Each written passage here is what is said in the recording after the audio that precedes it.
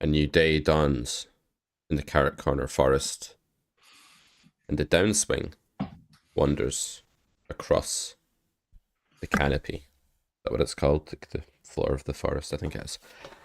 We have since recovered from this, Christophe, but this was it. I don't know, possibly at its worst. No, this is a filter. Let me clear the filter. That's what it looked like. That's like 15,000 hands since the last couple of weeks. Very acute drop in the green line here. How are you feeling about your game? What's going on? Tell us the inside scoop on this. Yeah, so I reached out to you because I don't know. I guess the worst part is the part of not knowing if I'm playing badly, running badly, a bit of both, and I don't know if I'm looking for, help to improve or just making me feel better. Like keep going, you're doing fine, and you're still playing better, and that's normal variance. Just I guess if it was just hearing that, it would help knowing that I'm on the right path, and if not, just want to fix it Yep. as quickly as possible. Yep. So yeah, Shugrathic I guess that says we need the red line in EV, so let me just turn that on first. Sorry, go ahead. no. I guess the main part is the confident part, or not knowing. The part of not knowing what's happening is what's bothering. Not really the result or anything, but it's just Yeah. not knowing. That's probably the number one psychological issue in poker is just like losing a hand and not knowing whether what you did was wrong. Like having a losing week and not knowing whether it's all your fault or whether it's variance. The truth is inevitably somewhere in between, because in poker it's never binary, it's always on a spectrum, and there's always a downswing is typically three things. It's mistakes you would have made anyway, extra mistakes you're making because of the impact of losing, and just the downswing doing its thing. It's generally a combination of those three. Yeah, yeah. And I guess while we're at it, if I can know what are my main leaks and how to improve them, that would be the cherry on the cake. Absolutely. I do think the red line is pathetic. Pathetic red line.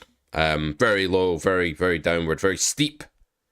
What are we going to do about this? Well, we're going to look for spots where you're not being aggressive enough. I actually have one of my favorite filters ready to go this morning, because when I look at your graph and when we zoom out, actually, do you mind if I zoom out and show them like all dates? No, I don't. It's always been like that. Yeah, but it's been even steeper recently, and that's generally what happens when you have a downward red line and then you run bad, is that like it just gets accentuated, right? It just looks steeper than it was before. And like you can win with any configuration of lines within reason. You can win with a losing red line. We don't need the red line to be break even. We don't need it to be slightly winning. It can be losing, and that's fine. But I do think that your game is too passive. I do think that you're not scrapping enough, fighting enough, bluffing enough, winning in enough pots, and I want to look at that. I want to do a stat report actually before we jump into any hands. So I'm going to go to a player report. I'm going to say finish. I'm going to select actually checkup, which is one that I have. Sorry, this is probably quite small for you. If I do this, is that a bit better for you to see? Can you see it okay? Yeah. For me, it's completely fine. Don't worry about me. Okay. So the first stat that I would look at here is 1 win soft flop. And your 1 win soft flop is currently 47. Down here we can see like the average across all positions, and 47 is a problem. It should really be over. It depends, okay, like how many multi-way pots you're getting. If you're getting a lot of multi-way pots, you're going to run a lower 1 win soft flop stat. But we want to drive that number upward. We want to have it be 50, 51, 52, something like that. And the way we're going to do that is that we're just going to be hungry and train our eyes to find overfolded spots where we can be stabbing. So the first thing I actually want to look at isn't lots of big losing hands or like places you got stacked. While that burns the most, the true win rate assassin often slips under the radar in poker, and the red line is indicative of that. So I'm going to put on a filter here in a hand report. I'm going to go to hand report. I'm going to put on the quick filter of free turn bet. The free turn bet is a filter where you have the opportunity to bet the turn, but Yeah. you didn't this time for whatever reason. And some of those will be normal and some of them won't be okay. And I would say we need to highly err on the side of betting turns when we have a free bet opportunity, meaning that the opponent didn't bet the flop and we called. We're not checking to the initiative holder of the previous street. We legitimately have a normal decision about whether to bet the turn or not. And I think we should be betting the turn more than you currently are, because when you sort of scour this, you'll see a lot of check in this column here, right? In the Yeah. under turn action, and there should not be that much check. So this is an ingrained autopilot habit of yours, or maybe it's just that your judgment is off about whether to bet the turn in these spots. But either way, let's get to the bottom of it. Let's So bring up. can you re-explain what's your filter? So I understand I could have bet on the turn, but what happened on the flop? It doesn't matter what happened on the flop, but it's Okay. not the case that you called a flop C bet, because if that was the case, you would have just checked procedurally on the turn. So it's all spots apart from ones where you've called the flop, basically. So you have the Okay. chance to bet the turn, and if you did bet the turn, it would not be a donk bet. That's another way to put it. It would be like a probe or a float bet or a stab or whatever, or a C bet. Okay. Let's find out. LMD says, I have the exact red line in PokerStars NL10 Zoom, but winning 4 BB per 100 and 5 BB per 100. You just have to know when to extract more value because they'll overcall everything. Sure. Are you sure about that? Because it's easy to look at a shape of a graph and say I have the same red line, but I'm winning. But in BB per 100, it could be that your red line is not as losing as that. It's not as steep as that. It could just be that your blue line's winning more. But I think that sort of red line is too steep, and I don't generally see people have big win rates with red lines like that. It can look similar, but not be similar, if that makes sense. So let's just start wading through these spots. Before I do want to look at like bigger losing hands today as well and see like where they're coming from and give you a bit of closure on that. But I also want to address what I take to be a more Yeah. fundamental problem first. And probably one that I study way less because it's more invisible, if it makes sense. So yeah. So open, call, check, check again. I want you to analyze this spot for me. Cutoff Yeah. versus big blind here. Okay. So on the flop, on this flop, I think I have a very decent range advantage. So there is some merit in c betting range, which I didn't. Probably I should. I guess I checked behind because I And you was trying to, dons.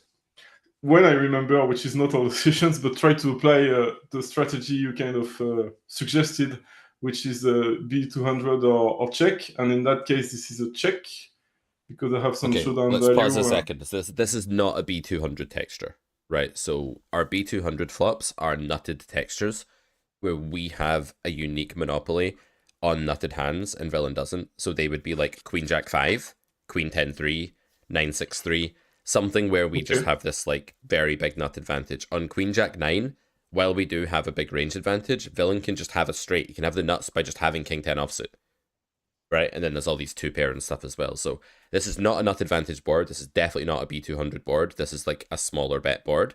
And then like if you want to range bet or you want to play like some other strategy, it's fine, but I wouldn't be using B200 here. Okay, so I didn't fully grasp this part.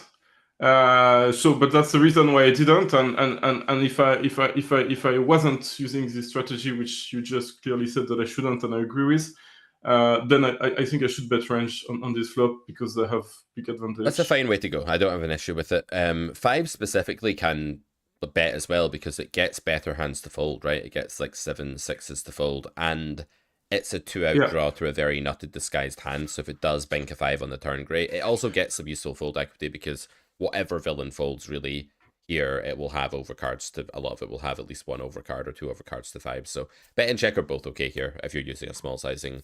Let's maybe like run through some of the, maybe as homework you could write to me with a list of flops you think is good for B100 and a list of flops that you think are bad for B200 and a list of flops that you think would be like a smaller bet strategy, just to make sure we've got that right. but that can be like a Okay. homework exercise. Yeah. Okay. Okay.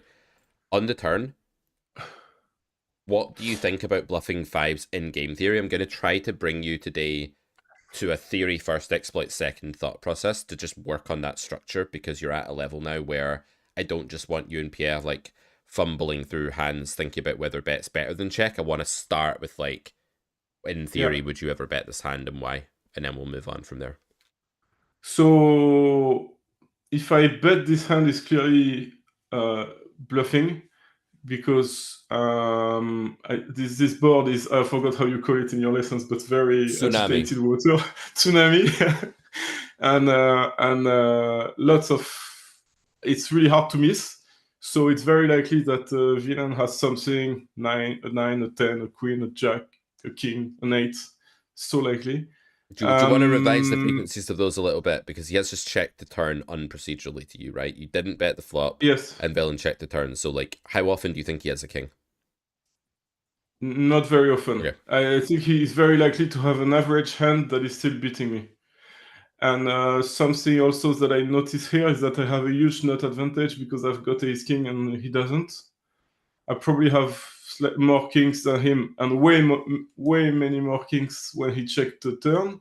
Mhm. So I feel that if I make 2 big bets from now on, it's close to impossible for him Love it. to not give up. Love it.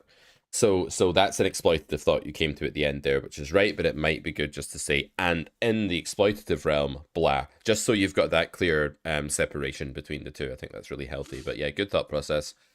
On boards like this, you are 0 showdown value sort of territory. You might have a little bit, but like if it's a great spot for your range, which it is, then the fold equity will be so far in excess of the break even point that like you can turn down a little bit of showdown value in favor of bluffing. Like you don't have to check just because you have a little bit of showdown.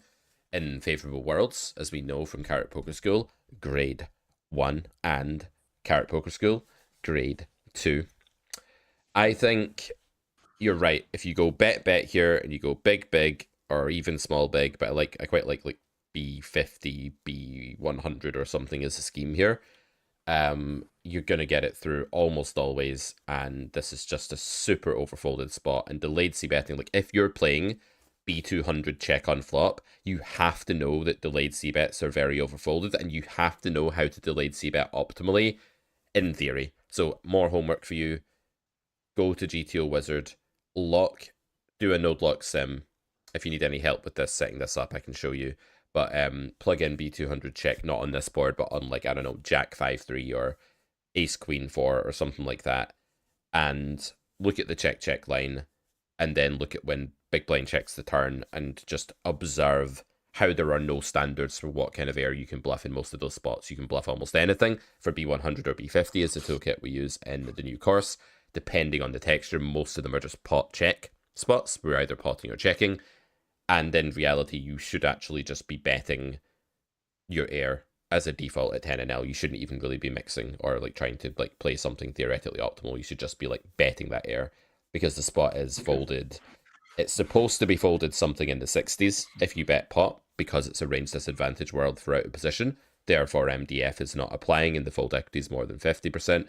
But in reality, it's like 70 something. It's even more overfolded if you pot it. So yeah, very, very important spots to bet, guys. For anyone who's struggling with red line, turn delayed c bet is bread and butter, especially if you're playing a high frequency flop check. This is where your money, actually, your red line comes from in this node, where you play a high frequency flop check and a big sizing unflop. Okay. I think we should still probably raise the river here, because villain will have a jack a lot. They might have an 8 a lot. They might have a boat, but it's really unlikely. They might have a... Yeah, maybe this isn't such a great spot, actually, just because of like fish and absolute hand strength and stuff like that. But I think a river raise is reasonable. Yeah, okay, so this is taking bluff catching to the extreme. Right. So you'd only need 20%. And I do think this can be bluffed. And I do think, like, generally, this is one of the most bluffed lines in the game tree. One issue is that bad players will bet random hands that beat you here as a bluff, or as like a don't know what they're doing bet sometimes. So I think I still prefer just raising if you're going to put money in. Do we win 20% of the time here? I don't know, to be honest. Like, maybe not. And we have 2 5s, like some of the worst cards we can hold here. We do have a club, but like I don't care about that against the sizing. Yeah, I don't like this. I think raise is better. Villain's gonna have a merged range. They're gonna have bluffs that beat you. They're gonna have like bad straights. They're gonna have a jack. Raising is going to do fairly well, I would think. Yeah, no, I agree. I was just not in this state of mind, but yeah, I agree. Yep, I think raise is definitely better. Okay.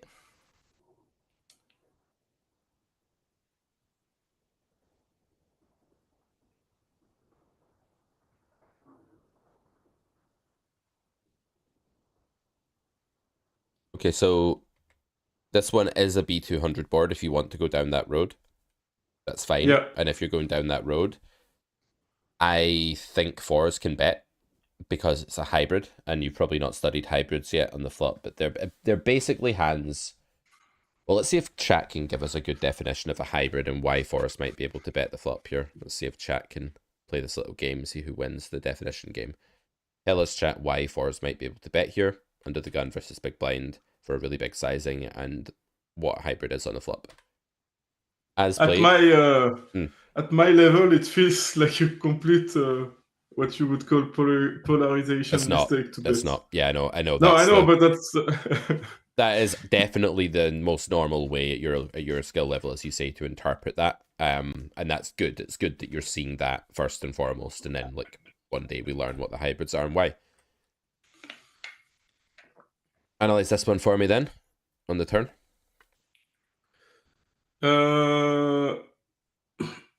So he checked the turn. Yeah. So I don't know. On the turn, I still felt like I've got very decent equity, showdown value, and I guess the same thing. I feel that if I'm betting, I'm being called by better hand, and I'm only folding worse hands. That's what I think on that spot. That might be wrong, and that's definitely wrong because that's why we are working on. But that's what I see. I see with a jack and a 10, he's gonna call. With a 6, he's probably gonna call. Not always, depending on the size of my bet. I guess I could value bet against a high diamond, but I think it's very thin, so it feels like a check to me. You don't get to value bet against a high diamond because you can't control whether villain has a high diamond this time, and not enough of their range has a high diamond. So to say I can value bet against a high diamond doesn't really make sense, because you need to take villain's range in its entirety when they continue, right? And against that, you're behind.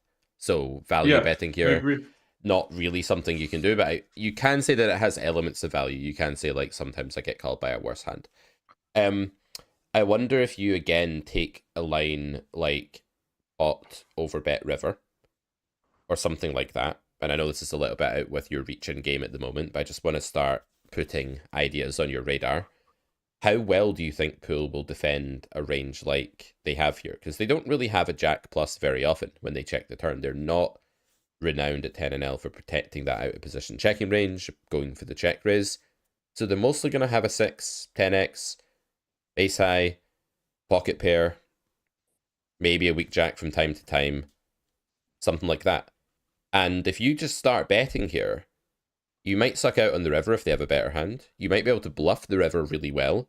You will get useful fold equity when they fold and have a worse hand than you. And they will fold some better, because if you go big enough, they'll fold 5s, they'll fold 7s. They'll fold a 6 or a 10 by river really often on this board. I think you should just go pot over bet. I think that's optimal, but it's harder to see. And the idea is that, yes, if you check, you have showdown value, you have significant pot share, but if the EV of a bet line is higher, then you can decline that positive EV. The goal in poker is not to do something plus EV, it's to find the highest EV play, right? I completely agree with you, and I need to work on that, because when I'm playing, I'm clearly not there. It didn't cross my mind. So I see what you're saying. It makes complete sense. and I almost don't know what to say instead of thinking about it, rewatching this Mm-hmm. video and trying to Yeah, analyze yeah, the spots and yeah. trying to. Sorry, it makes it boring for the viewership, but I'm just taking the No, knowledge that's and great. will I try mean, to. it's better that you just say, "Oh yeah, cool, that makes perfect sense. I'll add that to my repertoire," than you say, "No, I want to argue with you." And like, but yeah, that's great. Then we can move on to the next spot. So if you are unsure, though, obviously you're not the type to just accept it, and I know you're going to raise any concerns. So yeah, that's totally cool. Back The, to the the only fear that I have is, yes, it makes perfect sense, but I can already feel that trying that, I might go into the extreme and doing too much when I shouldn't. And basically, what are the the elements that should tell me do not do that? in this line, the only thing that makes you not want to bluff, like in a delayed c-bet node, where you have the chance to start putting your foot on the gas, the only thing that makes you not want to bluff is a large amount of showdown value and like where your fold equity would be more useless. So like if you had 10-9 here, it's really hard to see like a region of villains range that's better than you that folds to 2 bets frequently. It just feels really bad to start doing that, right? Like you should just bet tiny and exploit the fact that they're usually check folding and get denial and thin value. Or you should check, probably you should do the former. So like just having too much showdown value is the only thing that would put you off on these nodes. There's really no delayed c-bet node at 10NL where it's not right to just start bludgeoning the pot with chips when you don't have showdown value.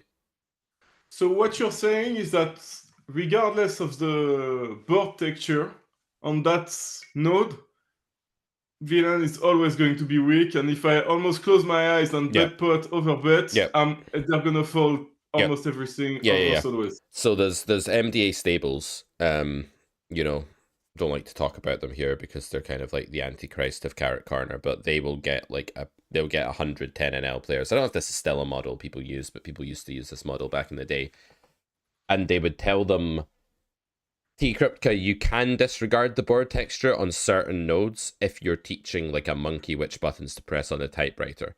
Of course, it's important to understand texture, and some textures do differ, but it's still true that on almost every board texture, going bet on a delayed c-bet node is printing at 10NL. Like, that's still true. We're not saying we should try to develop into poker players that don't understand board texture or intentionally ignore it. So I have seen like some of the new software with like looking spots up in MDA, Jimmy. It's pretty scary times, right? But basically, there used to be these stables that would take on like a lot of bad poker players, like really new poker players, and they would just give them like a playbook. They would just say, in this spot, you do this. And the players would say, but why do I do it? I need to know why. And they'd say, shut up. We're not telling you why, you just do it. Go and press that button, you monkey.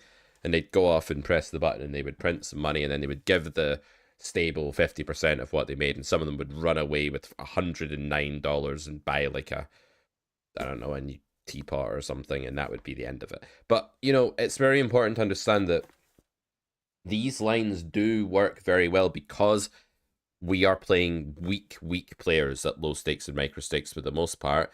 And they're not studied, and it takes like a good deal of watching grade 2 lecture 5 of the Carrot Poker School before you start checking the turn protected in this node. A lot of grade 2 lecture 5 before you start doing that. What grade are you on? What lecture are you on? So I just finished grade 1. Right.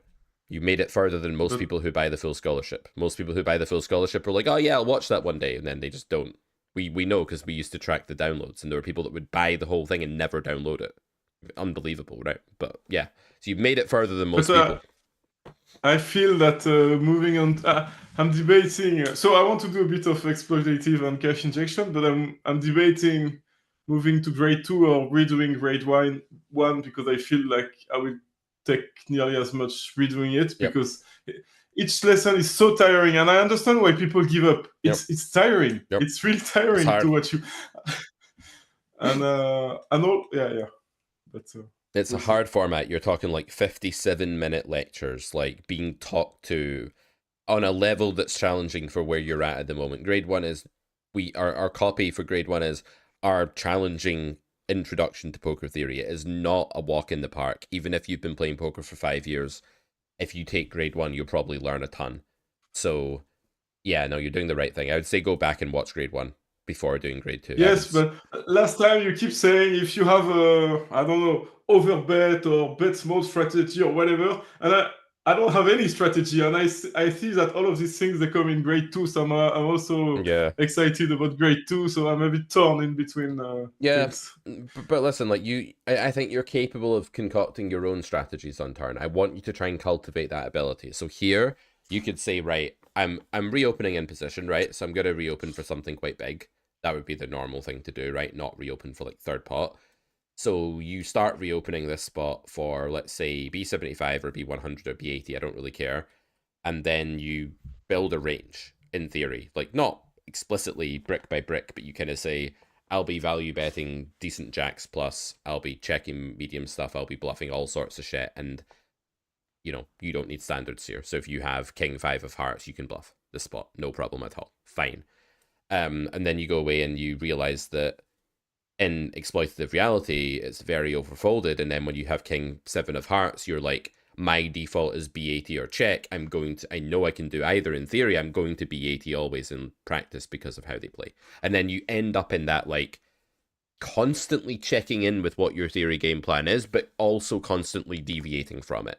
And that's a very powerful place to be, where you're like, I know this thing so well that I know what I'm doing is a departure from it. That to me is like the holy grail of like poker thought process. Yeah, yeah. It sounds sound, but it's really hard in practice for people like me.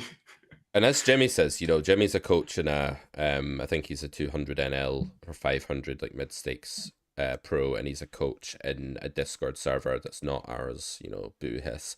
But he is saying something important here. Like, if you're not serious enough to take notes when you're watching CPS, are you really serious? And notes can be any form you want. It could be like a notepad file with a few pointers per lecture. It could be your own PowerPoint, your own Word doc, like whatever you want to do. It could be just talking with friends and someone's writing stuff down as you're going through it. But it's really important to do some of that. There we go.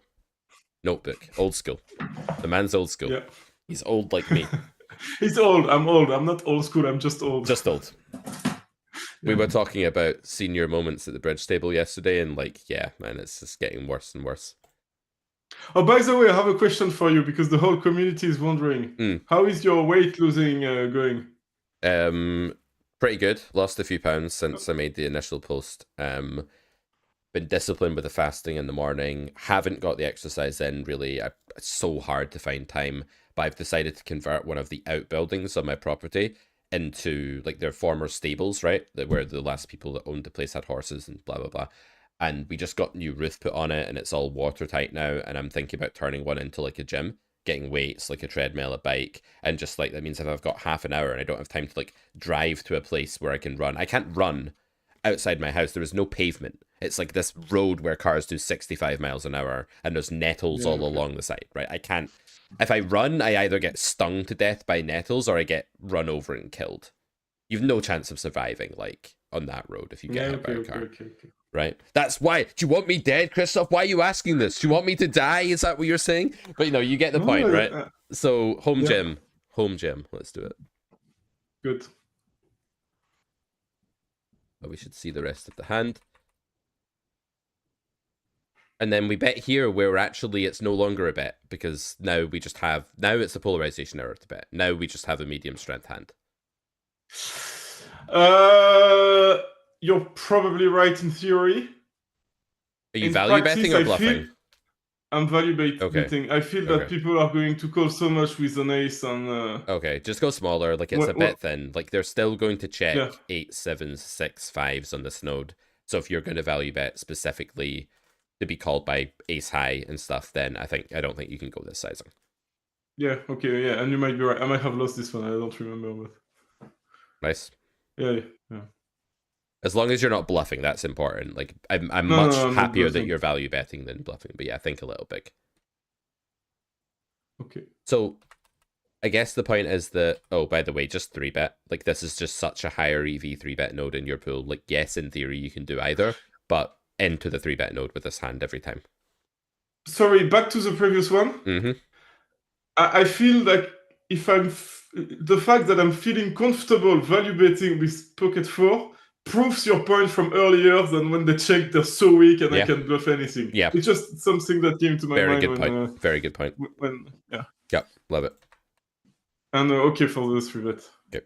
I don't know, against unders again, I never feel comfortable. I feel that when he calls, I'm out of position in a big pot with a weaker range. And that's That's all how I true feel. in game theory, yet you can 3-bet the hand in these positions in game theory.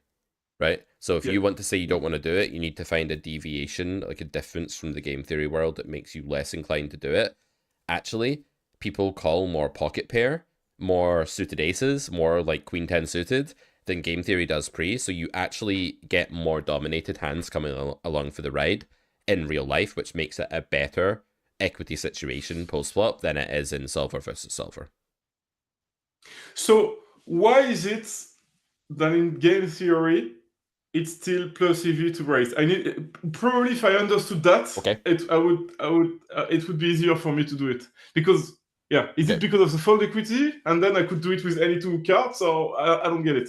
Yeah, so it's a combination of factors. So these factors can apply in part, but not fully. So the fold equity alone obviously isn't enough, right? Otherwise GTO would 3-bet every single hand and it would then never open and it would be some bizarre game tree. So like when you have ace queen here, the fold equity is very useful to you and there is a very reasonable chunk of it in game theory, right? And you like that fold equity because villain folds ace queen off. You have ace queen off. Like you just made him fold the same hand. You just went from like having the identical hand out of position to a guy that has the identical hand in position, but you've just won the whole pot. So that's a phenomenal part of the game tree right there. Yeah. Villain folds sevens. Okay, you just folded the hand that's ahead of you in equity, right? That happens a decent amount of the time too, in theory. So the fold equity is abundant enough and useful enough here that it's a very relevant factor. But without this next factor, you wouldn't be able to make the 3-bet. And the next factor is having decent equity when called, being in decent shape when called. You don't need to be crushing when called. You just need a hand that can bail you out sometimes, that can do well, that can hit a strong pair on the flop, and you've got that. So basically it's somewhere between value, denying equity, and bluffing. It's kind of all three simultaneously. The hand is good enough for the climate, and the climate is one where there's enough fold equity, but not so much that you can 3-bet with 7-4 suited. Okay. If you don't get stung by nettles, are you even running? Yeah, I think that's pretty fair. Also, they under 4-bet, as Jimmy says, right? Shukwatic says reducing the SPR going into the flop reduces in positional advantage. I think this is like an old school thought.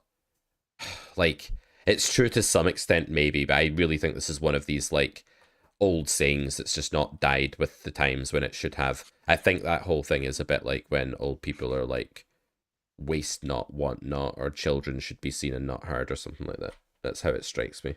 Like, yeah, okay. Like, if the SBR was 1, you know, on the flop, the positional advantage wouldn't mean a great deal, but it would still mean something. And like the SPR is still big enough that it's really, really difficult to be out of position and really awkward. I don't buy that, like, because you made the flop SPR 10 instead of 30, that now suddenly it's easy being out of position and that like it doesn't matter as much. It still feels horrible. Like I don't really buy that argument in this climate. I think when you make the SPR 0, like I buy it. Now position doesn't matter. I don't know if going from like a single raised pot SPR to a 3-bet pot SPR actually makes it better to be out of position than it was. I don't buy that at all, actually.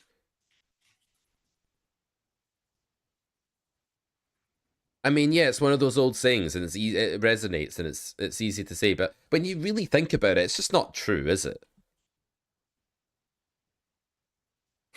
It's not true. Good. So we have a bet opportunity here. I think we're too high up. I think check raise has some potential here against like a small bet or something. But I honestly think that there's a useful pattern here, which is that 10NL players are very bad at checking the flop with a pair on a low board, right? Therefore, when they check the flop and the overcard is and the turn is an overcard, they're very polarized because they either have air that's missed or air that's hit a king. They don't have the hand in between anymore because they bet it too much on the flop. So after flop check check, we are very inclined to find out what villain has in these spots and not just lead blindly and sort of check and go from there. Okay. I think actually check call is fine against small bet for that reason. They just don't have enough eights and stuff. So I don't actually like check raise in a spot, but yeah. So now villain's saying they have a king. I mean, they probably do just have a king like a lot of the time here, and I think your fold is reasonable. It's worth understanding though that you do probably have close to a bluff catcher here, and you have reasonable. How do you know I folded? I don't know. I just think you will. Oh no, did I press it? I think I saw you fold. Did I press it? Okay. No, I don't know. Because I didn't know, but you seem to know me better than I know myself, which is scary. I think against hijack, it's okay to fold. Like, if this was button or something, like, I think you just check call ace queen here, right? But I think against hijack, it's fine. I was just thinking that it's close. Probably I folded because I find that against the people I'm playing against, small bet tends to be a bluff and big bets tend to be Yeah. So you said something interesting yesterday, but we were on a call with my bridge partner at the time, so I didn't want to like derail the bridge chat and go fully into poker. But you said that you were listening to a podcast, and the guy on the podcast said that Pete Clark's the finest poker theoretician that's ever lived. But you also said that the guy on... No, I'm kidding, he didn't say that. You said the guy on the podcast said that fish telegraph their hand, that like it doesn't matter what their hand is, but if they bet small, they don't like their hand. If they check, they don't like their hand. And if they bet big, they like that hand, even if it's pocket threes on queen 10-7 or something like that. Yes. It's true that when fish bet big, they are going with their hand, they're spewing more. It's like a snowball rolling down a hill. If a fish bets big early on in the hand, it's quite likely that they'll continue to do so, or that they won't fold if you click it back at them or whatever. And that might be because they like their hand, or it might be that they have threes on queen 10-7. They don't like threes on queen 10-7. They like the spot for spewing in. They like the moment for spewing. It's the right place and right time for them to lose their shit. That's not the same thing as them liking threes on queen 10-7. And to say that they like threes on queen 10-7 when they pot it, it's just wrong. It's just silly.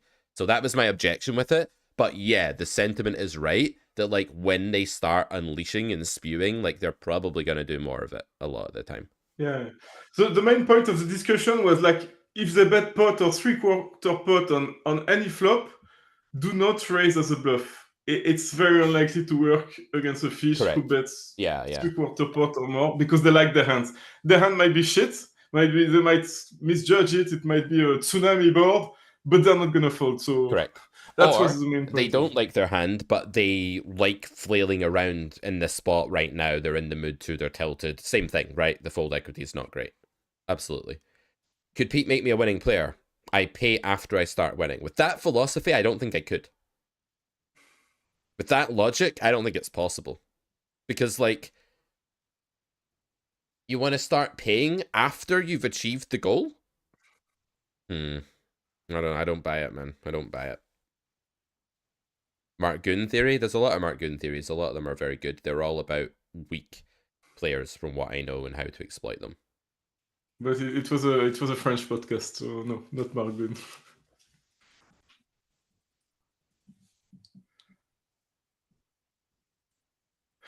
Is this a call? I think it's a fold. The EV is 0. Now. Okay. In equilibrium, so you tell me what you want to do in practice. Theory, practice, right? EV is 0. It's optional. So what do you want to do? So, but something that I can say is that, again, listening to podcasts, I understood that the most important thing is to really know your ranges pre-flop. And they're close to impossible to learn. And the way I try to remember them is to do some equivalence. So I know that, for example, raising under the gun is roughly the same range as raising from the small blind against the button. Maybe it's silly to remember it like that, but that's what I do. And now that I know that, I think that if raising from the small blind against under the gun must be much tighter than that. but there are also more calls, but it feels that this should be too weak according to what I know, and way too weak. So now if you're telling me there is 0 EV, I think I should call, because I'm gonna make way fewer mistakes post flop with that hand than with Yeah, I other like it. hands, And then villain but is with whatever his range is. So when you call fives here, you're not really expected to do much beyond check call a very favorable flop with a small bet. Okay, there's some hybrid raising you're meant to do. It's the thing you're going to miss, right? But the EV loss from that will be minimal. Whereas, like, villain is going to be tasked with not overplaying overpairs when you have a set, and that's going to be really yeah, difficult for a 10 and L player. So I think yeah, this spot has to simply be higher EV for the guy with the fives, even if it's equal skill level, reg versus reg in this pool. I think the money will flow to the guy that's set mining, not the guy that's going to have to navigate like the queens when the other guy has the set. So absolutely love call here. I think the way you're learning pre, that comparison is pretty arbitrary and a little bit weird.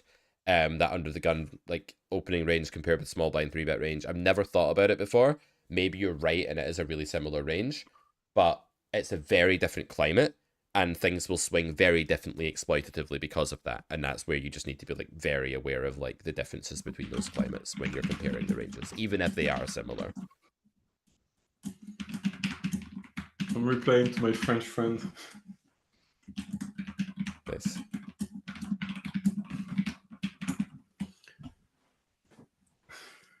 Three bet fives. Okay. Not a fan of three betting fives. Like you have a bit less fold equity than you want to have here that you do in theory, and this hand in a 3-bet pot is kind of difficult. You say that his raise size is shit. People just go 2.1 big blinds. Like that's just normal, and it's probably like a size he's making with his whole range rather than like just weak parts of his range. Check, check. Okay, yeah, so you're middling here, right? You don't bother with this one. You're against DP here. You could fold, you could call. I don't mind the call, honestly. I'd fold the river now. Yeah, you don't really want to bluff catch. I mean, I don't hate this, but like just pay attention to the position, right? When it's hijack, they will just have a lot more king. They'll have a lot less air to bluff with than they will if they're button. I think this is a fine call against button. I don't think against hijack or under the gun it's going to be winning. Yeah, okay.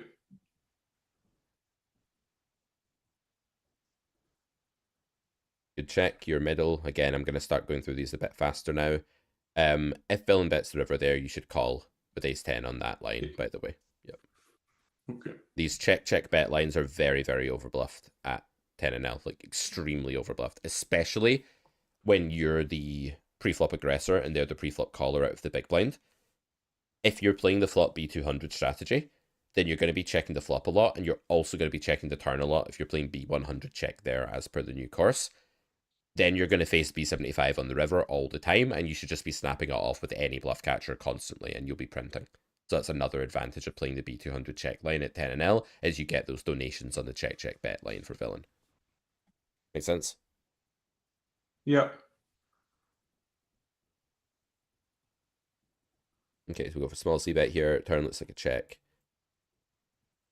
Interesting to learn what your bluff should be here, by the way, because there are some that you might not find. Like you should be bluffing stuff like ace king on this node and things like that. So I would say like more homework is look at some 3-bet pots, try and find like the turn barrels that you should be using, try and familiarize yourself with some of the bluffs, because it's really easy to underbluff a 3-bet pot when you first start out.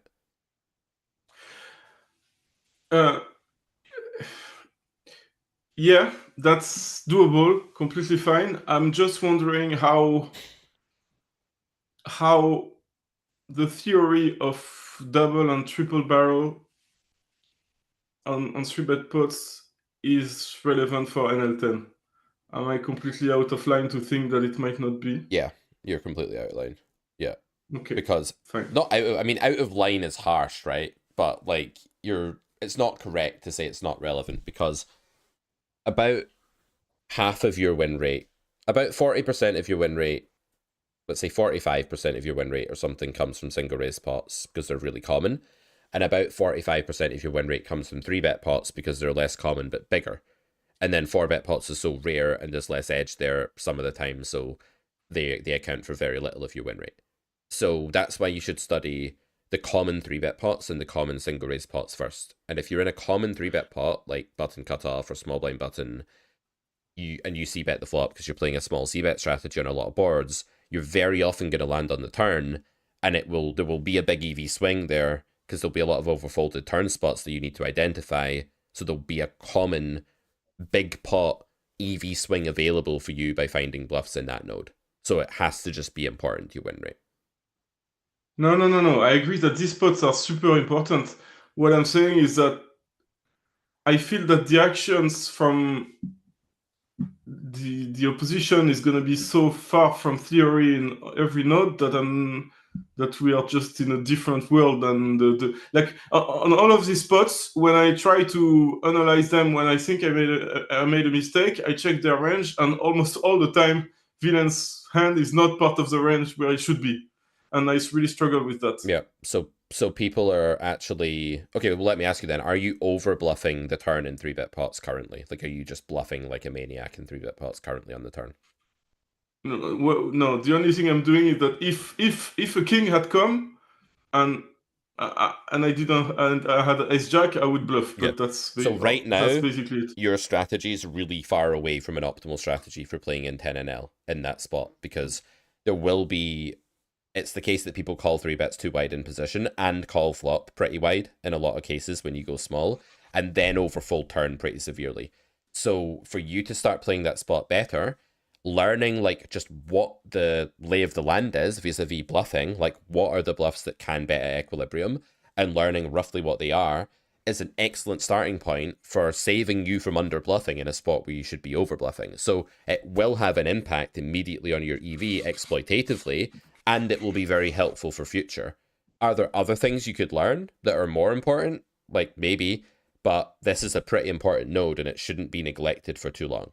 Like I wouldn't neglect it Okay. just because you're playing NL10 or NL25. It's a really important node. And like if someone's range is quite far away from a theory range, that makes it more important to study the spot, exploit the spot, build a good game plan because it indicates that there's more EV up for grabs there because of that departure from equilibrium.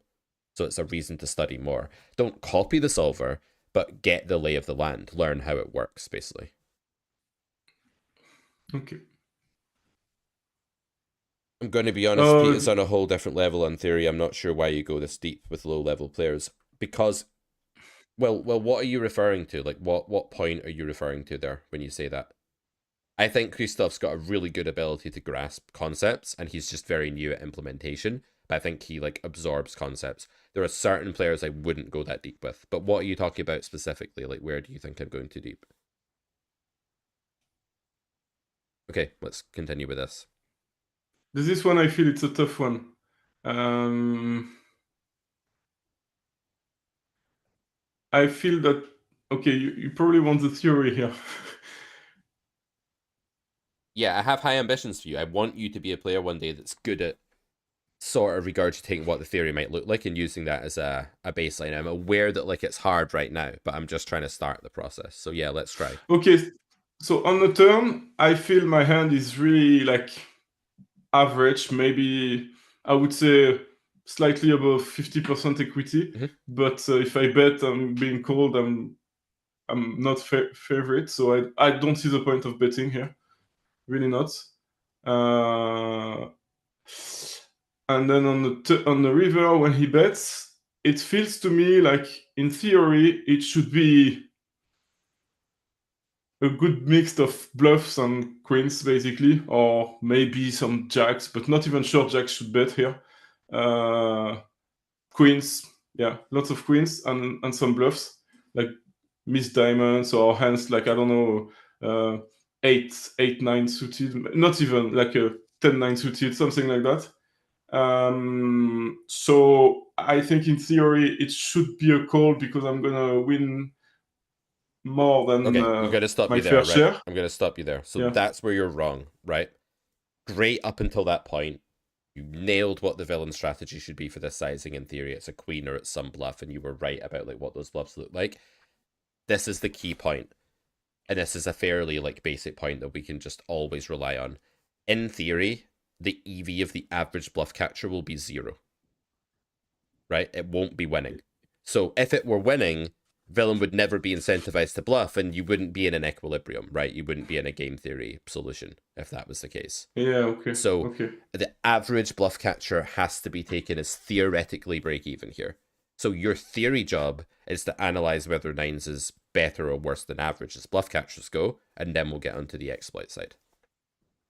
Okay, so what you're saying is that in theory, and that's how it's built, so that makes complete sense. When they build 20 on 28, they have the exact right percentages of value hands as opposed to bluff hands. So my AV with the bluff catcher is 0. Perfect. And now what you're saying is that I should probably look at blockers or stuff like that to Yep. tweak the things tiny bits. In That's a theory. theory. In theory. Mm-hmm. My feeling is that we can put that to the bin, the theory part, because now what I need to look is that in that spot, villains betting 20 is not applying the right frequency of bluff, etc. What I need to know is, are they going to bluff more than 30% of the time or not? Is that good reasoning or not? Yeah, it's okay to leave the door open to I don't know being the best answer for that. Like if I said to you, how many tarantulas are there in the world? The best way you could answer that is to say you don't know, probably, right? Because like any number you gave would be a complete guess. And there are poker spots like that where trying to give an answer about whether something is overbluffed or underbluffed might be like flipping a coin and saying that you think the coin's going to land on tails when I throw it. It could be as, analogous to that. So, yes, it's a good question, but feel free to fall back on the fact that your blockers are X and you think it's losing in equilibrium if you can't answer the exploitative question, because you're not always going to be able to, or it might be close exploitatively. But let's try. Okay, so I've got a diamond, which reduces the chances of them having diamonds. Although the 9 is, I guess, when he has diamonds, he very often has ace small, I guess, S9. Oh, he could have ace 9 of diamonds. It should fold And pre, but like people do over defend certain hands yeah, sometimes yeah, in these games. So yeah. they could have it, yeah. And I also blocked 10-9. Like I mentioned 10-9 as a potential. Absolutely. So I feel that there are fewer bluffs. So then maybe I should fold, but Yeah, I think this is a GTO kind of folding hand with the 9 of diamonds and 2 nines in your hand. It feels like a really bad catcher. It'd be much better to have like 6-7 suited here, right? And then you would block any slow played set of sixes. You'd block 6-5 suited. You wouldn't block any bluffs really, because like people just don't have a single 7 here that they're bluffing with. It'd be a more winning call. And you can say let's throw theory in the bin, but going from 9s to 6-7 is definitely a meaningful EV swing in this spot. Okay, it's theoretical. It won't be as meaningful as like the guy's a maniac who's over bluffing or the guy's a net who's never bluffing. But we don't have the luxury of accessing that information here. So if we are on the fence about this exploitatively, we should probably just fold with 9s and call with 7-6, right? And I think you're capable of grasping that. Are you capable of implementing that? it, but no, but that's okay. Exactly, We're building for the future here. We're not trying to make. I don't care if you beat 10-L this month. I don't actually give a shit. What I care about is that 2 years from now, you look back and say, this coaching really formed me as a poker player. So that's the other thing I would say in response to Easy Street Poker. Like, I'm trying to build you for the future because I know you're a committed guy. You're a patient guy. This is an endeavor for you, a hobby for you. You're not trying to like beat this stake as quickly as possible so you can pay your bills. Like, that's not what you're doing. So I'm not going to coach you in that way. Yeah. Okay. I like the fold. I also think post-filtering, meaning like villain could have folded flop and didn't. There are just not that many natural bluffs here. There's quite a lot of natural queens. I'm pretty sure MDA is going to say this is an underbluff node, and you have a bad bluff catcher in an underbluff node. I think it's a clear fold. But yeah, well done. Yeah, I wish I could say that I did it because of the blockers, but it didn't cross my mind. Yeah. So, Easy Street Poker, I completely agree with you, and I'm very intentional in my content to not just force people to play theoretically. I do want people to understand theory, and I want them to be able to leave it on the back burner and deviate from it. That's what I'm trying to do. I'm not telling people to just do what theory says. I'm saying try to understand theory, because one day you will hit a brick wall and it will hurt. It will smack you in the face. Like if you're the kind of player that's part of an MDA stable and is just like following a playbook, you can beat 10NL like that and 25NL and 50NL. You definitely can. But one day you're going to realize that you don't actually have any poker ability and the regs at 200 do. And that's going to be a big issue for you. So this is a good training ground, right? The goal of 10NL shouldn't be to smash 10NL as much as possible. It should be to use it as a training ground for the future if you're serious about having a poker career. That's just my opinion, but yeah. So is this a B200 board or not?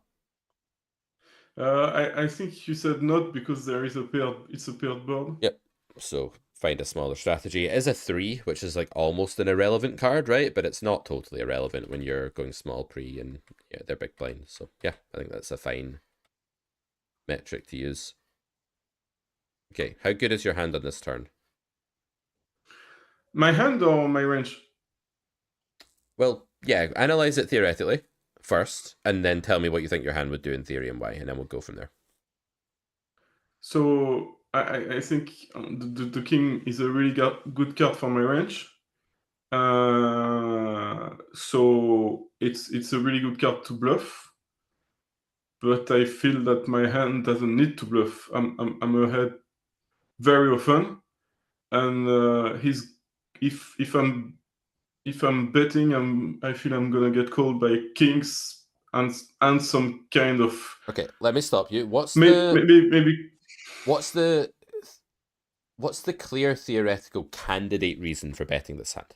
What's the candidate reason? Like, if this is a bet, what's the reason for it's it? a value. It's for value. Okay, so let's just not talk about, like, we don't need to spend any more time on the notion of bluffing with tens. Like, you can clearly see it's ridiculous. We're never going to be bluffing with tens here. Let's focus on whether we can value bet and whether it would value bet in theory. Okay. So if I bet for value, I'm gonna be called by nines probably, and some type of hearts, and like queen jack, queen 10, jack 10. All of these hands might call me. And maybe some pocket pairs between the 3 and the 9, but I will have to bet very little because the king is really scary and I feel they might fold. And of course the kings, for which I will be value cutting myself, or whatever you call it. Mm-hmm. Yeah, so I like sizing down, having a custom size with tens here and betting this hand. I think if you check here, generally this pool is not massively aggressive on the river, so you're not going to get rewarded with like lots of bluffs that you can pick off or anything like that. What's more likely to happen is you just want to harvest the value and fold equity of this hand.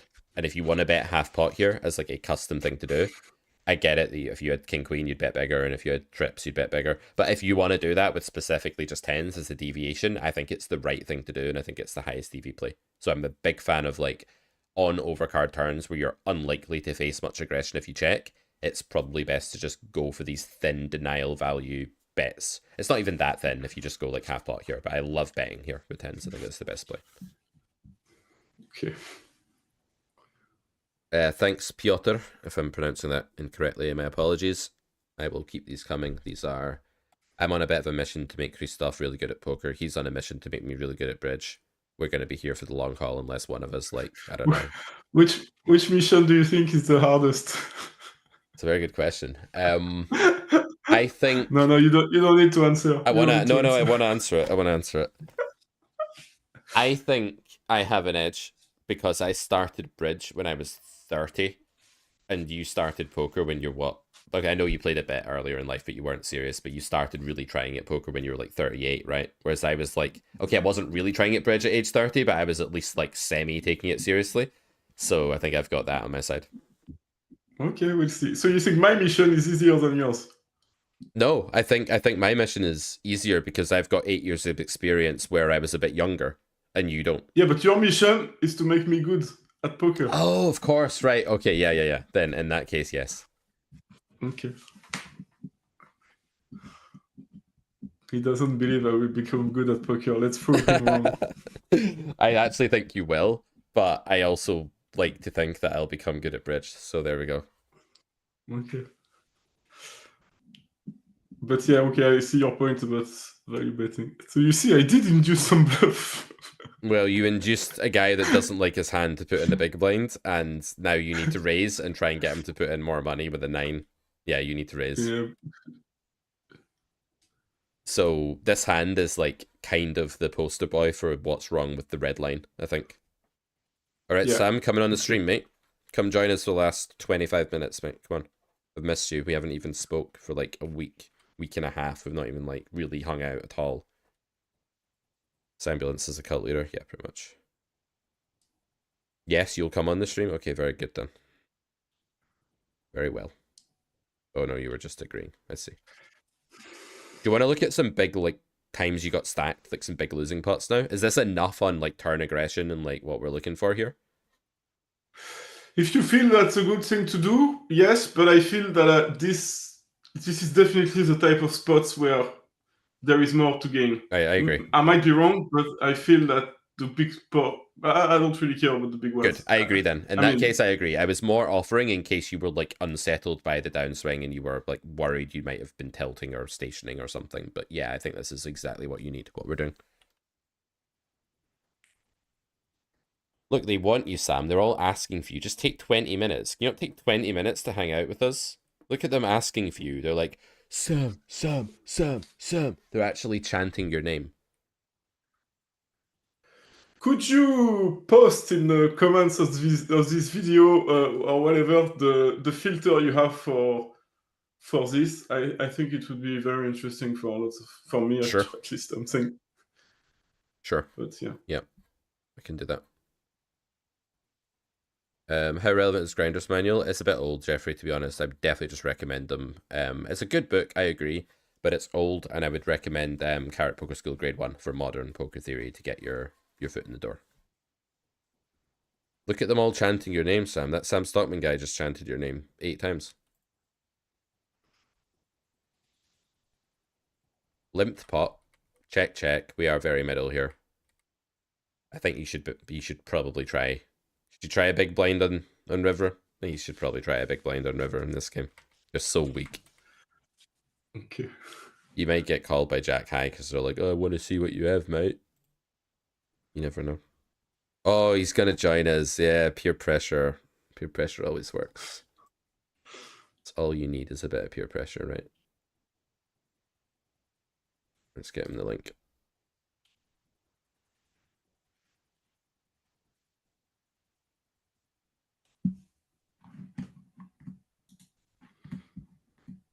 Yeah, I think Grinder's Manual will have you beating like 10 and L, maybe. But it's just not, it's not about that. That's what I want to say, AJ, right? It's just not about that. It's not about beating the micros. It's about building a poker career. Because like there's nobody sat here watching the stream today whose goal long term is to say that they beat 10 and L. I'm sure that's a great barrier to get over. It's a great next rung on the ladder. That is nobody's long term goal. And so when we're learning the game, we need to be moving in the direction of our long-term goal. Like Christophe says to me at Bridge, I'm like, I was playing against Betty and Janice last night, and I know that Betty's awful and just like is bad at Bridge, and she's like an old lady, right? Let's say. And I did this, and Christophe will be like, yeah, but I don't want you to really care about that. Like you're destined for better things than just fucking beating 2 old ladies. And that's kind of the conversation we always have. He's like, I don't want you to think about the field. I don't want you guys to think about, I want you to react to the 10 and L pool and exploit it, because you will encounter players like that all through the stakes. But I don't want you to think about, how can I beat 10 and L the most quickly? Or something like that. I don't think that's the right goal.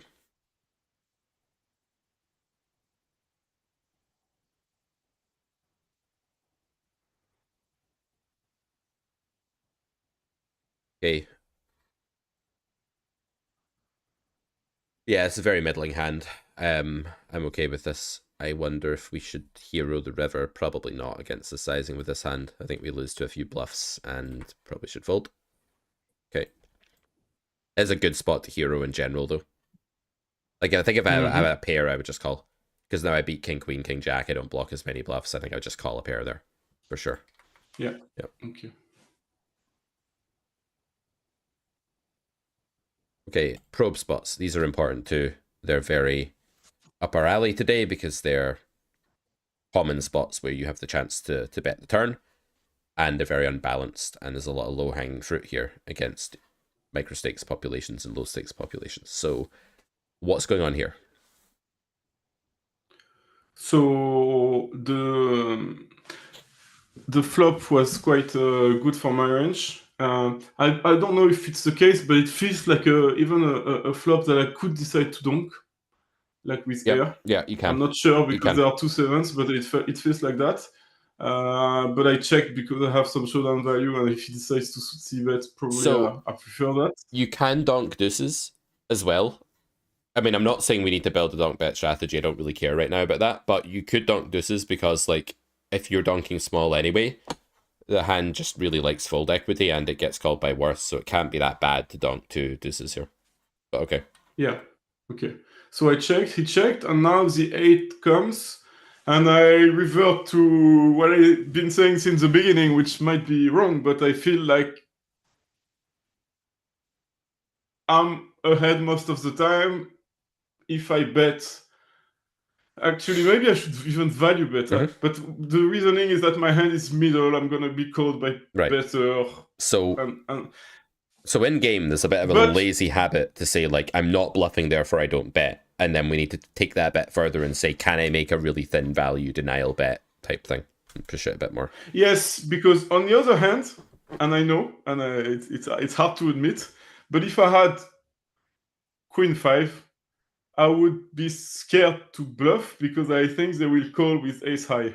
So it doesn't make any sense what I'm Yeah. saying. Yep. But it's And it's okay if they call it's with ace high because you're going to bomb the river as well in these spots a lot of the time. And it's also okay if they call with ace high and you didn't bomb the river. Like, you should bomb the river, but even if you didn't, like, they have other stuff too, and they might fold ace high. You don't know for sure. So if you bet big here, I think ace high will fold a decent amount of the time. Sometimes it won't. And if you bet smaller and then bomb river, you'll just trap money and you'll value bluff, to use Charlie Carroll's expression, against ace high, because it'll call turn fold yeah. river most of the time. So definitely a good spot to just go bet. With deuces, you can just go bet check. You can even go small bet check call river with deuces here, because people will have no good hands. They'll be completely underprotected. They will not. They will call the turn if you go 1/3 here, and then they'll randomly bet the river with showdown value and king high and stuff if you check. So I quite like 1/3 check river with deuces here. And I would check call the river, by the way, in most cards too. You just want to hard exploit their landing range. The range they get to the turn with has sealed their fate already. It's the kiss of death. But you're right. Of course, I try not to be, but I feel that these spots, with my amount of knowledge, are very easy to be lazy about. Yeah. Yeah. And I'm guilty of being lazy on these spots because you could almost say that while it's not the goal for us to just beat 10NL quickly, if you did want to beat 10NL quickly, what would you do? You would take every single one of these bluff spots and you would just learn to fold the river against big bets and aggression and multi-street barrels and raise bet and all of that. And if you did those two things, you would just beat 10NL. You wouldn't really need to do a great deal more, to be honest. Just scavenge the small pots, fold the big ones, and you're fine. Yeah.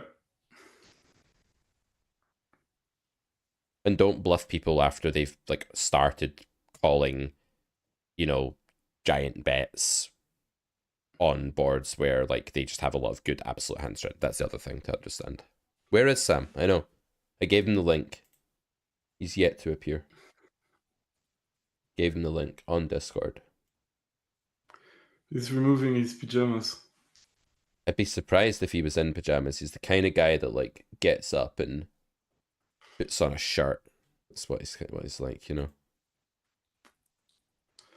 He has to be respectable to the cat. So. Mm.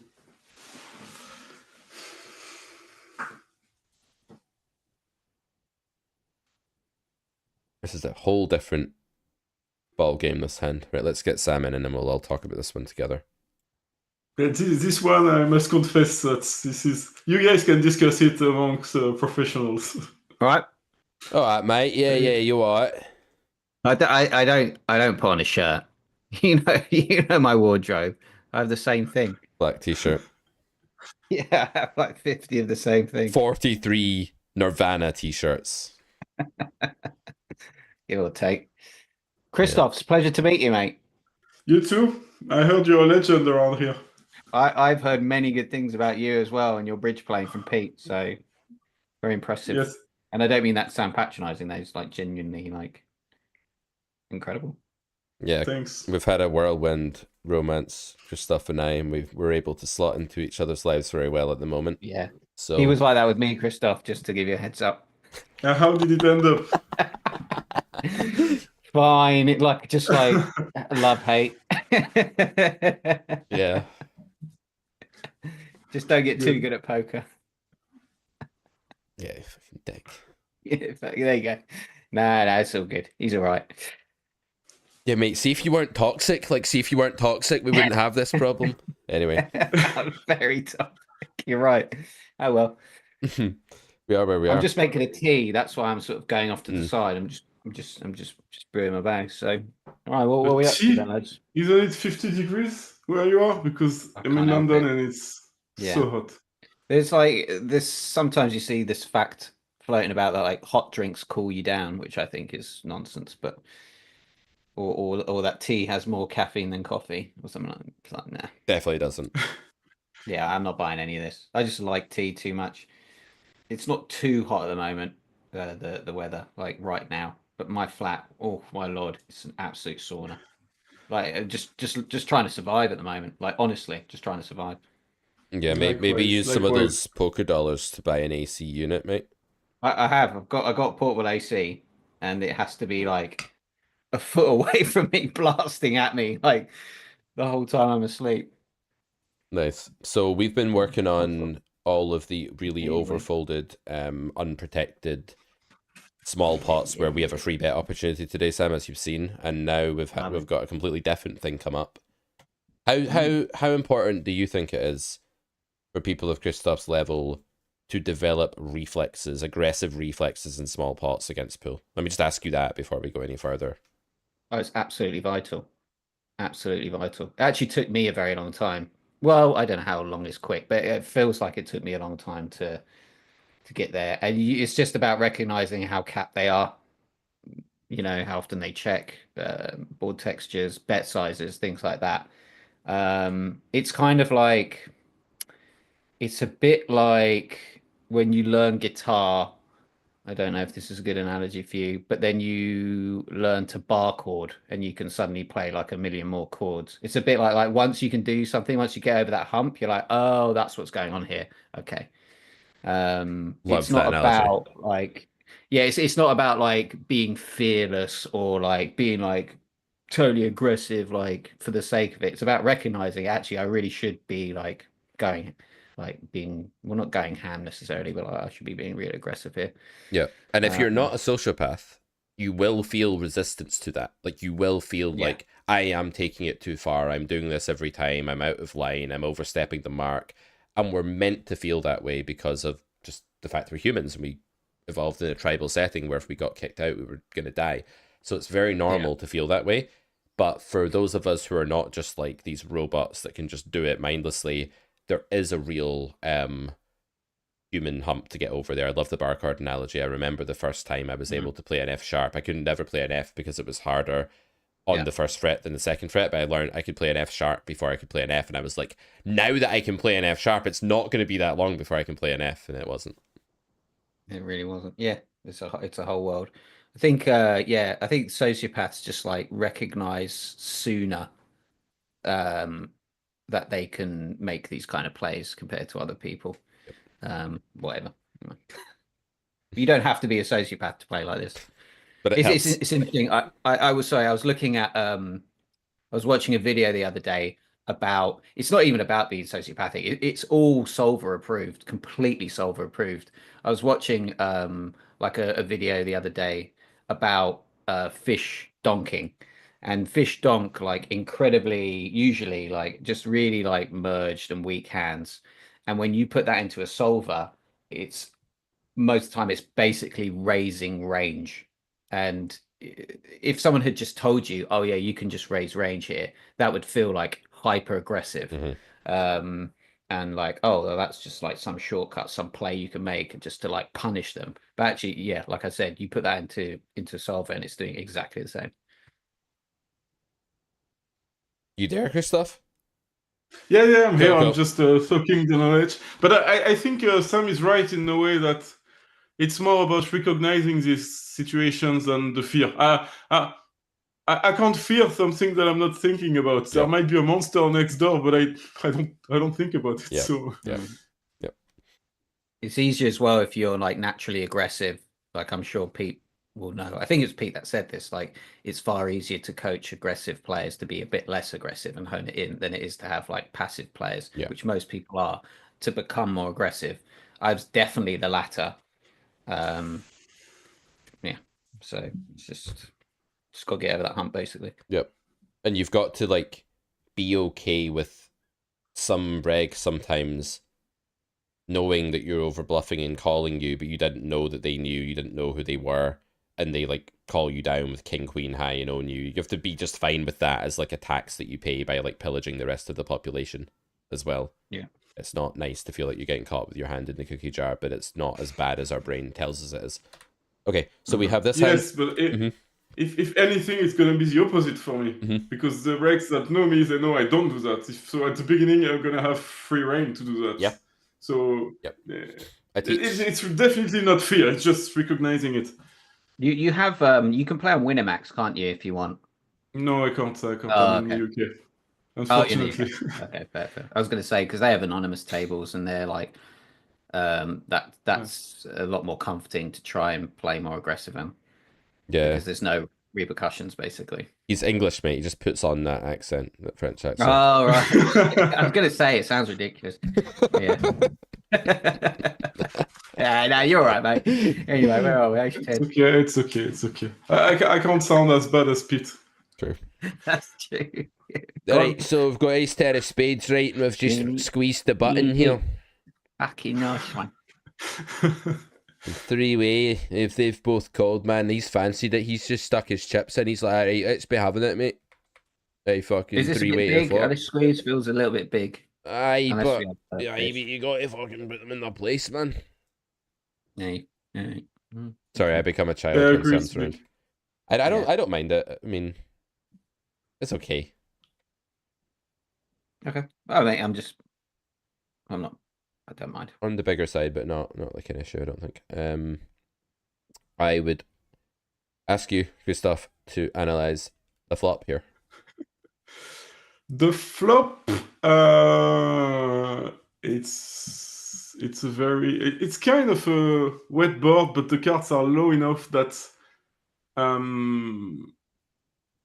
they shouldn't connect too much with the opponent's range, but they're gonna have a lot of over pairs, some flush draws, but I don't think many pairs. Sometimes trips, but not often. And some ace-5, ace-6. Actually, I'm not even sure they should call with that. No, I think they are not going to connect that much on that board, but there will be some other pairs with. Yeah, and remember, like, people do call 3-bets a little bit wider than they should, right? So if there are, there could be 5s and 6s, and there could be 6, 7, and 4, 5, and these hands just never fold on this texture, right? And you have the ace and 10 of spades. You heavily block, like, folding ranges here, and you just don't have a lot of fold equity generally in spots like this. So definitely a check. Definitely a time you just want to maybe bluff later. Like you can keep the. I didn't really think about the blockers, but I agree. But also, your alternative to betting isn't folding. So when you calculate whether your bet has enough fold equity to break even, you're actually comparing betting with folding, not with checking. Checking is plus EV by quite a margin. Yes, and I guess I didn't fully grasp that. It feels like, yeah. Sam, any thoughts there? Anything to add? Yeah, I agree with Pete. I think someone's probably meant to donk this, maybe. I don't know. Yeah, I think so. And yeah, I agree with Pete. Like, there's not much fold equity. I know we're saying about being more aggressive and all that, but we have to do that in the right spots. And sometimes, if we want to, I know B13 isn't the most aggressive thing here, but if we want to sort of reason with our aggressive side and talk about checking, like you can always just say to yourself, look, I get to realize equity for free here. Like I have about 6 outs most likely. Even then our 6 outs aren't great. But I get to realize them for free. So yeah, it's an easy check, I think.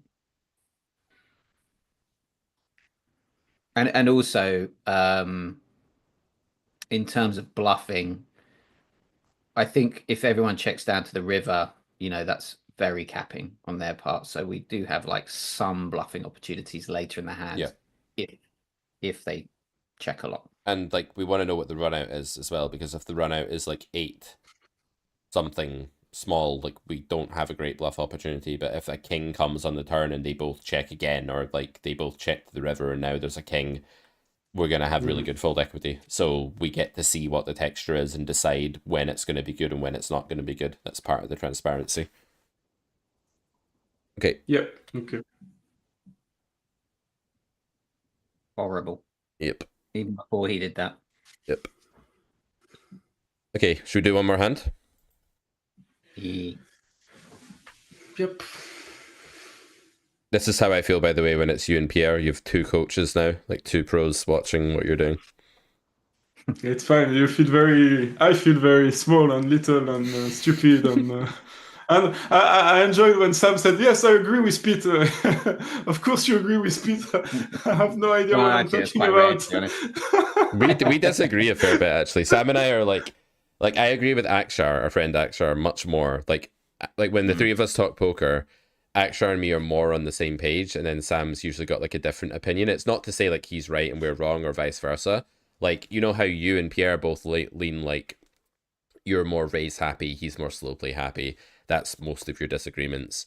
Sam and I are like that too, where he's very raise centered and I'm much more like call centered in certain spots. And then we just disagree when it's close on that front. Like he'll always fall on one side and I'll always fall on the other. So there's definitely spots where like pros disagree, and there's definitely spots where types of pros agree with each other more than other types of pros and stuff. So yeah. It kind of ebbs and flows. Like I'm going through a phase where I'm betting a lot. It's a lot because I'm playing against a lot of passive people, and if I check, I face a lot of under bluff lines as well and things like that. Yep. So, Yep. Where do you play? I play on apps, should we say? What does this mean? Well, sort of private games and stuff. Okay. Say no more. Fine. Okay, so we check all the way to the river here. This time we do have a lot of showdown, and we're definitely very median here, and I don't mind it. The question is, should we call this? What do You you think? could even value bet the river there. You could even block. Yeah. But, Yeah. You got a big blind. You can build like really small sizes if you want. Yeah, I like it actually. Yeah. What do you think against this? What I thought is that when they bet pot, it's not often a bluff. I guess in theory it's the same as before. I have a bluff catcher, and calling is close. I feel they are going to slow play quite not very often. So I don't really see what they can have. So maybe it feels like it could be a bluff for such a big bet. That's what's going through my mind. Something that bothers me is that he's clearly a fish, and they tend to decide now that maybe 2 6s is probably good, and value bets with 6-2 that high. It happens a lot. That's all that goes through my mind, and based on that, probably I would fold, but I'm not sure. I think it's close. Okay. Yeah, there's definitely things pulling in both directions here. I'll let Sam go first this time since I went first last time. I think you're right about the last thing you said with the 6s. They do tend to merge sometimes. Although 6s is like a reasonable value bet here. Although he's gone a size. I don't know if this takes rake. This No, rake he bet pots. Probably the bet. pot. I know that Okay. the rake is probably 0.3 before his bet.